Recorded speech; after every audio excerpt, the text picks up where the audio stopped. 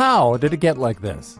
If you're going to fix this belly problem, then perhaps the best place to start is by asking how it got this way in the first place. What series of events led you to gaining the weight and letting yourself go? Perhaps with that knowledge, we can then reverse the process and get back on track. I'm speculating here, but I'm going to take a stab at how you found yourself with this unwanted flab. Because for most of us, we weren't always that way. Most of us were fairly toned and fit when we were in our younger years.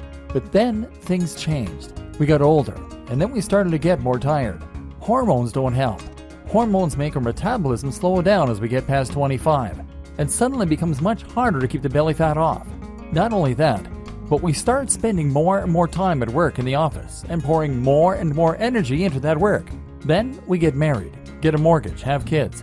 Suddenly the amount of free time we have to ourselves dwindles down to almost nothing. If we aren't changing nappies, answering angry phone calls after hours, coming home late, or doing the dishes, we're crashed out on the sofa, exhausted. And stress is another thing that can contribute to weight gain. Stress increases cortisol. Cortisol makes us hungry, and it stimulates lipogenesis, or fat storage. Gradually, our gym regime takes a back seat, and soon after that, our diet takes a back seat too. We start eating what is convenient and affordable, and slowly life chips away at our fitness. And it doesn't seem like a big deal either. But as we've seen, it really is, because it starts to have an effect in every other aspect of your life. If you can take back control of your gut, you can take back control of your life. So how are you going to get it back? The problem is energy, not time. Let's take a closer look at this issue and see what it really boils down to. Now, a lot of people will tell you it comes down to time. They aren't in shape because they don't have time to be in shape. Is this accurate though? I would argue not, because if you are like most people, then you have somehow still managed to watch an awful lot of TV series. Maybe you recently completed the latest season of Game of Thrones, and then there's a simple fact that you could wake up earlier. And there's a fact that, if we're going to be completely honest here, eating healthy doesn't take that long.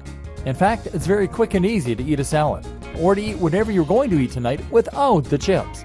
The problem isn't that you don't have time to work out, it's that you don't have the energy or the inclination. And it's not that you don't have time to cook, it's that you don't have energy. Furthermore, you feel like you need a pick-me-up, something that can help you to get yourself up and running again. And fish just isn't going to cut it. Now, in the next video, we're going to take a look at the most simplistic and efficient way to lose weight. This is straightforward calorie tracking. We'll see why this can work, and why it's really just very simple math. But I want you to keep this video in the back of your mind, because we're going to be coming back to it. You're going to see later on that your lifestyle makes it hard to cut calories, and that you need to have a rethink if you're going to win this war on your belly.